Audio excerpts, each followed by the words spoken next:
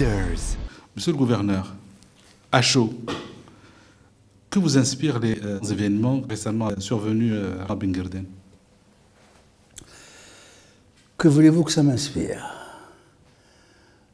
Beaucoup d'inquiétudes pour mon pays, une espèce d'inflexion du terrorisme en Tunisie qui, à tous égards, est beaucoup plus que préoccupante, elle est dangereuse. Fragilité de la Tunisie aux frontières, mais peut-être à toute chose malheur et bon, qui me coulent, la réactivité de la Tunisie était superbe. L'armée tunisienne, la sécurité tunisienne s'est comportée en professionnel et c'est un enseignement, c'est le grand enseignement majeur de ça. Mais en dehors de ça, moi je pense que c'est un drame humain atroce. Et certainement une illustration encore en plus de l'extrême fragilité de notre pays. Et donc d'un appel à une espèce d'action commune des Tunisiens à tous les points de vue politiques, économiques, social, sécuritaire, qui aujourd'hui, cet événement a montré à quel point le besoin d'être ensemble devient urgent, important. Inch'Allah, on tire les enseignements nécessaires. Je reste encore choqué de l'événement lui-même, ses conséquences humaines, sa violence, le nombre de morts, la désespérance des gens. Tout ça est un choc encore qu'on n'a pas encore assimilé entièrement. On a eu Bardo, après le Bardo Sousse. Au bas de Sousse, on a eu la garde présidentielle. La garde présidentielle. Nous voilà quelques semaines après, en face de ce drame de Benguerden. C'est un mauvais moment pour la Tunisie. Inch'Allah, Rabbi kharajna ma'al warta hadi dans les meilleures conditions. Voilà. L'impact sur l'économie et les finances publiques? L'impact sur l'économie n'est certainement pas positif, ne peut pas être positif. Aujourd'hui, je vais commencer peut-être par l'impact international d'abord, puis je viendrai à l'international. Si je prends la partie la plus sensible de ceux qui réagissent le plus à cela, ce sont les marchés financiers. Le marché financier, c'est un petit peu une zone extrêmement sensible et qui emmagasine ces événements-là et les cote, il les numérise et leur donne des quantités. C'est-à-dire, chaque fois qu'on a un choc comme ça, on l'a expérimenté avec Sousse, on était bien parti en janvier 2015 avec une bonne notation et une possibilité d'aller sur les marchés pour pouvoir émettre des emprunts. J'en ai fait un important. Et puis on a vu un petit peu les conditions d'accès se dégrader de la Tunisie plus tard. Bardo a déjà une première annonce, on a vu la dégradation. Ça a été une catastrophe pour notre action au marché. Le risque tunisien devient très cher. Les gens, pour acheter de la dette tunisienne, demandent une rémunération très forte. Jusqu'à ce matin, j'ai voulu calculer, ou plutôt avoir l'idée de la dégradation de notre risque après Benguerden.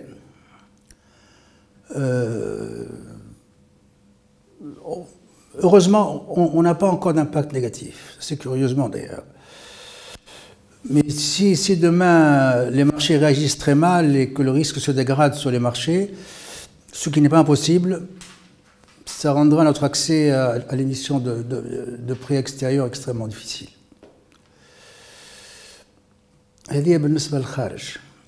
C'est à gérer.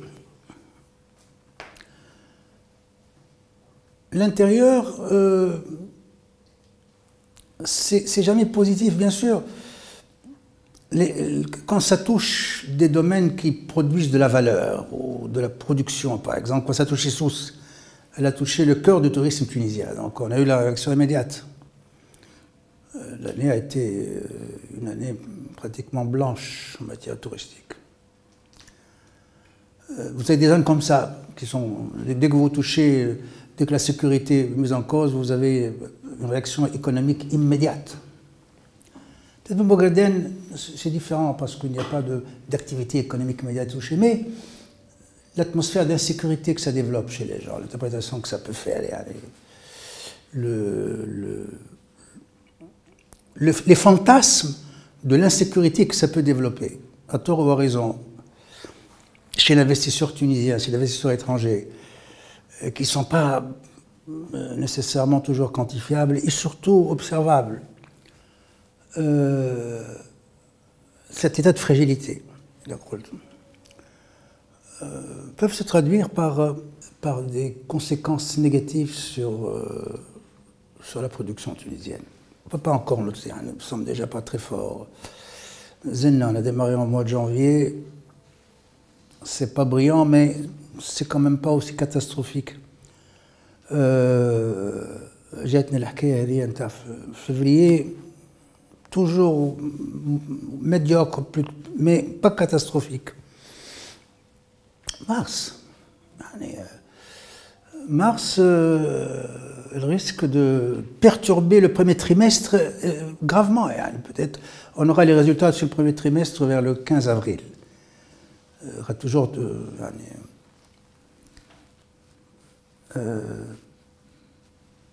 on verra. En tout cas, ce n'est pas positif. Dans tous les cas de figure, ce n'est pas positif. Maintenant, l'évaluation, il faut voir comment les gens vont réagir. Est-ce que ça peut être un mouvement qui crée une volonté tunisienne de se développer et d'investir contre vents et marées, même que l'on peut développer une espèce de mouvement inverse. Ce n'est pas impossible, pour le moment ça ne s'est pas fait. Ça ne s'est pas fait. C'est une caractéristique de la crise tunisienne. Dans certaines crises à travers l'histoire, les crises ont développé ce que j'appelle moi un effet contracyclique, c'est-à-dire plus ça va mal sur le plan politique, plus les gens s'investissent pour créer de la valeur. En disant, là, il y a un phénomène procyclique, c'est-à-dire ça va dans le même sens. Plus ça va mal et moins les gens se retirent et ne font rien. Pour des raisons qui sont les leurs, bien sûr. أنا خايف كونه Ben Gardane peut encore créer une position. Pour le niveau de l'État, l'État a un budget, il va investir. L'État a un budget, c'est l'investissement privé qui wait and see depuis l'indépendance, la révolution. Il risque de trouver dans Ben Gardane des raisons encore de continuer à geler. Voilà. Et donc, ça risque d'être une année relativement... Ça vous oblige à revoir votre prévision, vos prévisions pour la croissance? Déjà, elle a été revue à la baisse par le Fonds monétaire international qui vient de terminer ici. On avait prévu au départ 2,6% pour la croissance en 2016. Elle a été ramenée à 2%. Le Fonds monétaire en venant ici l'a ramené à 1,9%. Après, ils ont considéré qu'on peut mettre 2%.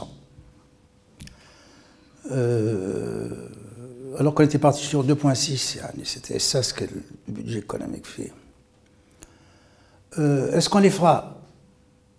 Et en 2015, on est parti de 3%, on va à 1%, et après on est descendu à 0,5%. Puis on est remonté au quatrième trimestre à 0,8%. Et les gens nous disaient que nous allons faire plutôt 0%. Bon. Ça serait une petite année économique, l'année 2016. Dans tous les cas de figure, ce ne sera pas l'année du départ de l'économie tunisienne, certainement pas. La reprise n'est pas pour 2016, elle est pour 2017. Inch'Allah, pour 2017. 2016, ça va être... Vous gardez espoir pour 2017? Je suis obligé de garder espoir, moi, chaque fois. Mon métier, c'est de garder espoir tout le temps. je dis toujours à ceux qui sont quelque part dans le système de développement de l'économie, hein, quel qu'il soit, s'ils n'ont pas l'espoir à donner, ils doivent quitter ce qu'ils font. Un espoir bien sûr calculé, il ne faut pas dire n'importe quoi, bien sûr.